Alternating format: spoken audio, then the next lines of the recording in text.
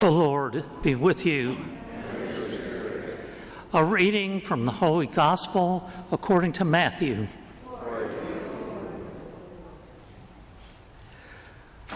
When Jesus saw the crowds, he went up the mountain, and after he had sat down, his disciples came to him.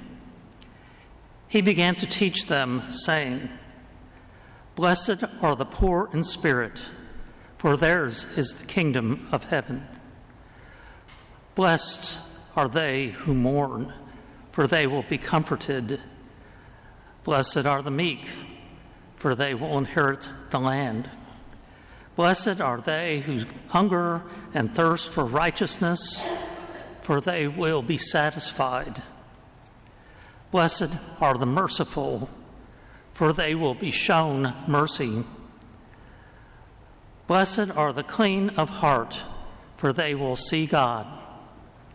Blessed are the peacemakers, for they will be called children of God.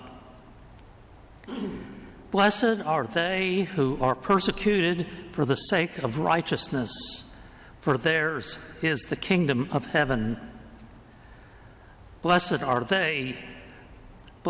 you when they insult you and persecute you and utter every kind of evil against you falsely because of me. Rejoice and be glad, for your reward will be great in heaven." The Gospel of the Lord. Praise to you, Lord Jesus Christ.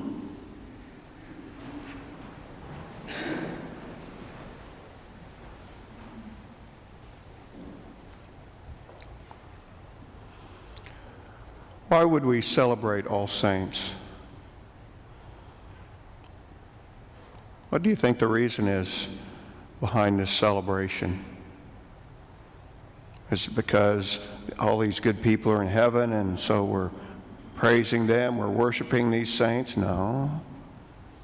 Is it because the church wants us to make sure that we don't forget their names? No. I think it's because you and I need hope. And the hope that comes from the saints is a hope that doesn't come from any place else. Because if you study the lives of the saints, any of them, most of them, you find out that they're just regular people like you and me, that somewhere in their life have figured out they need to give their life to God and follow His will for their lives.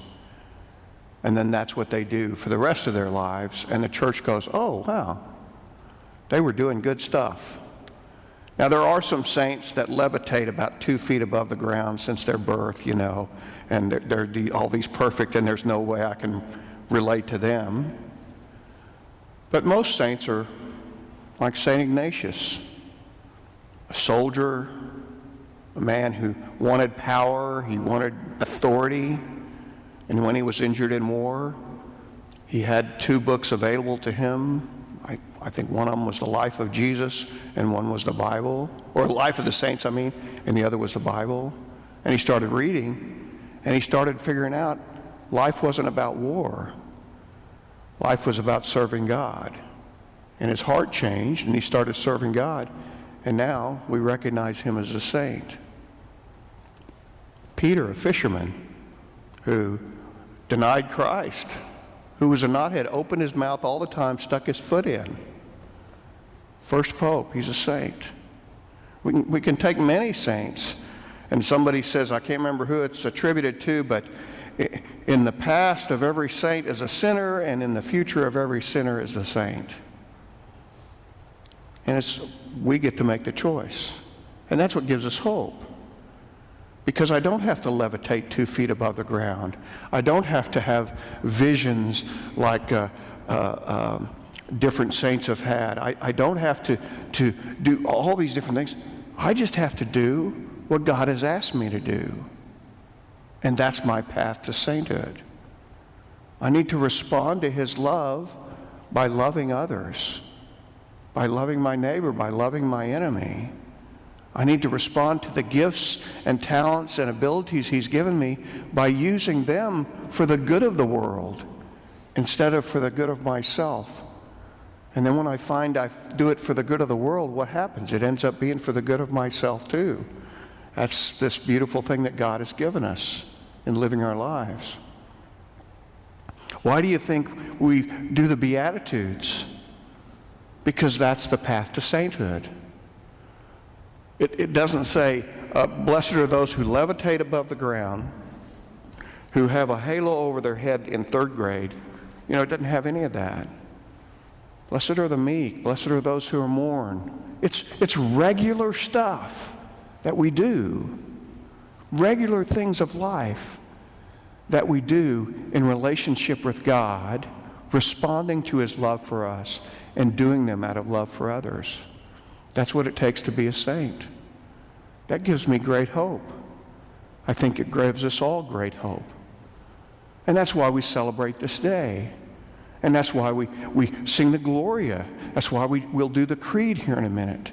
Why? Because it's an important day for us to understand that the very thing that we honor in the saints, them being in heaven, is the thing we hope for, to be in heaven. So, as we go about our day today, most of us have work, our office is closed, so it's because it's a holy day of obligation, but we still got school, we got teachers over. Most of us are going to go about our day. Don't worry about going about your day and floating above the ground and trying to clear your halo. Love your neighbor. Love your enemy.